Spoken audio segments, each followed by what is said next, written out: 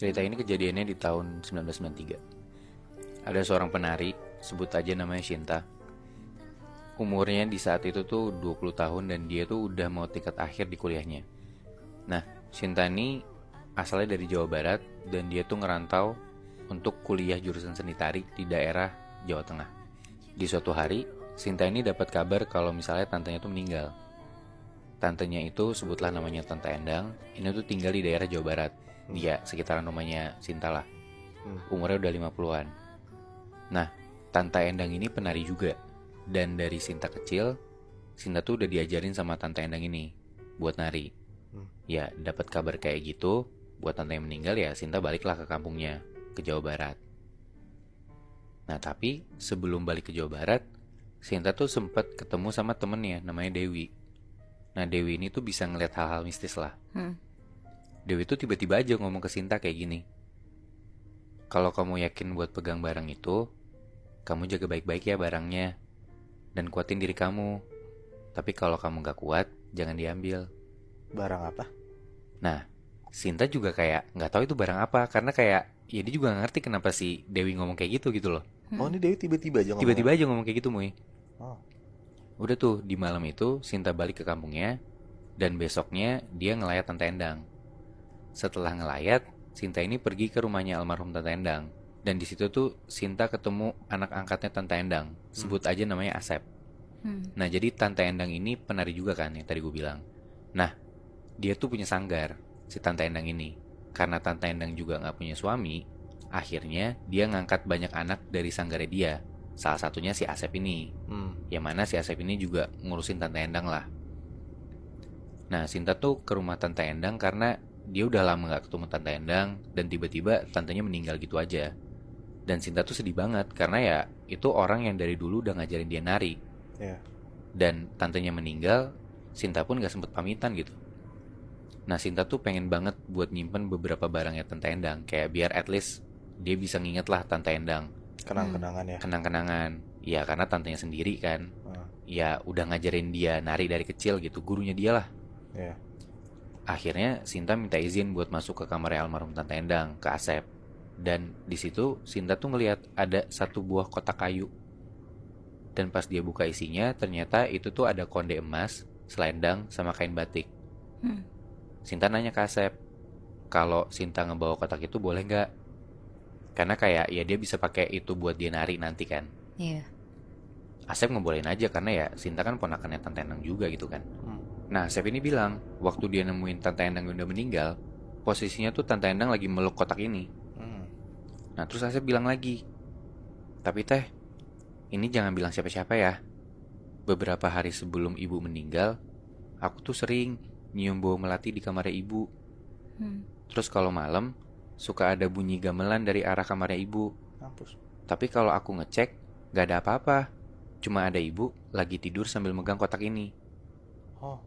Nah, Shinta gak mikir macam-macam dari situ. Kayak, ya udah aja. Udah tuh, akhirnya Shinta ambil kotaknya dan dia bawa balik lagi ke daerah Jawa Tengah, ke tempat dia kuliah. Singkat cerita, Shinta sering tuh pakai konde emas, selendang, sama kain batik yang dari kotak itu. Dia mikir kayak biar dia tuh lebih semangat kalau nari dan dia bisa inget terus sama tantenya. Dan barang-barang itu tuh selalu dia pakai untuk bikin tarian tugas akhirnya dia. Karena sebagai mahasiswi yang kuliah jurusan seni tari, ya dia tugas akhirnya tuh penampilan tari gitu loh. Sampai akhirnya di penampilan tugas akhir, Shinta pakai tuh tarian yang dia udah bikin. Dan dia juga pakai barang-barang yang diambil dari tantenya itu. Nah, selama Shinta tampil, semua mata penonton tuh tertuju sama Shinta gitu. Kayak terpana, terpesona, kagum gitu sama penampilannya Shinta. Nah, tapi begitu Shinta selesai tampil, Dewi, temannya Shinta, itu tuh langsung nyamperin Shinta dan tiba-tiba sungkem sama Shinta. Aneh banget kan, teman sendiri ngapain sungkem gitu kan? Iya gak sih? Terus Dewi bilang, Shinta, kamu hebat banget. Karir kamu bakal bagus banget sebagai penari. Semoga pilihan kamu tepat ya. Jaga baik-baik barang pusakanya ya, Sin. Dan itu terakhir kali Shinta ketemu sama Dewi. Kenapa kayak gitu? Karena ya abis itu, ya Shinta udah lulus, Dewi juga udah lulus. Kayak mereka misah gitu aja. Dan mereka gak pernah ketemu lagi. Oke. Terus? Beberapa tahun berlalu, bener, Shinta tuh jadi penari hebat. Karirnya sebagai penari tuh bagus, sukses banget lah. Tapi gak kayak kisah cintanya Sinta. Berbanding terbalik banget. Sinta tuh kayak susah banget punya hubungan. Kayak jarang banget ada cowok yang deketin dia. Kalaupun ada, jadian, sebulan putus. Oh, Terus lama Sinta gak punya pacar. Akhirnya ketemu cowok lagi. Dan gak sampai sebulan lagi udah putus. Kasian banget ya. Iya, dan ini tuh kayak bikin Sinta sedih banget. Karena ya dia udah jadi omongan juga sama warga. Kayak kok udah hampir 30 tahun belum nikah juga. iya padahal Karena kan karirnya, udah bertahun-tahun gitu kan. iya padahal karirnya bagus ya. Mm-mm. Nah, sampai pada akhirnya di umur 30-an, Sinta nikah nih. Tapi, gak sampai 2 tahun, dia cerai. Karena Sinta udah keguguran 2 kali. Dan suaminya tuh ninggalin Sinta karena ngerasa kayak, ya dia gak bisa punya anak dari Sinta. Dan itu bikin Sinta diem-diem tuh stres, walaupun ya karirnya tetap terus naik sebagai penari. Sampai suatu hari pas reuni, Sinta akhirnya ketemu Dewi. Sinta curhat lah kalau dia gak suka sama hidupnya. Karirnya bagus, tapi hubungan dia kalau sama cowok tuh gak pernah bagus. Di situ Dewi bilang, ya itu konsekuensi dari barang yang Sinta pegang. Selendang, kain, sama konde emas itu. Dewi nanya, bukannya kamu seneng? Kan kamu sukses sekarang. Di situ Sinta cuma bisa diem. Abis itu Dewi bilang, tapi kalau kamu belum puas, ini aku kasih kenalan orang pinter. Kamu bisa datengin dia dan minta solusinya ke sana. Jangan lupa, kamu bawa barang-barang pusaka kamu ya. Udah tuh akhirnya Sinta pergi ke orang pinter itu, sebut aja namanya Pak Gani. Sampai di sana, Sinta cerita nih masalahnya dia apa. Terus Pak Gani nanya, emang kamu dapat barang-barang ini dari mana? Sinta bilang ini dulu punya tantenya. Di situ Sinta nanya, emang ini barang apa Pak? Pak Gani jawab, kalau kamu mau tahu ini barang apa, malam Jumat kamu kesini, kamu lihat sendiri. Udah tuh malam Jumat Sinta kesana. Di situ Sinta tuh ditaruh di sebuah ruangan sendirian sama kotak itu di rumahnya si Pak Gani ini. Sinta disuruh baca Al-Fatihah 7 kali. Dan kalau dia lihat sesuatu, dia harus baca ayat kursi terus, jangan berhenti. Dan Sinta ditinggal sendiri di ruangan itu bersama kotaknya. Udah tuh, Sinta baca Al-Fatihah 7 kali. Dan di tengah-tengah Sinta lagi baca itu, suasana ruangan tuh jadi beda hawanya.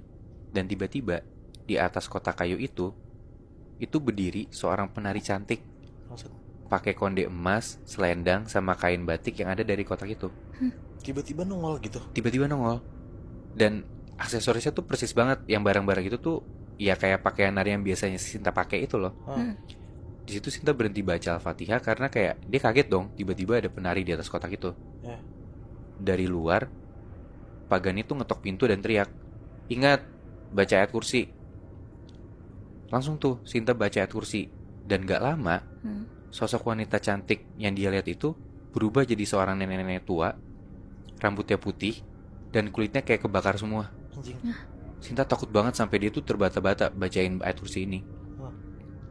Lagi-lagi, dari luar Pak Gani teriak, jangan takut, saya masih di luar jagain kamu. Baca terus ayat kursinya. Sinta baca terus tuh ayat kursinya. Dan tiba-tiba sosok ini hilang gitu aja. Sinta berhenti baca ayat kursi dan akhirnya Pak Gani masuk.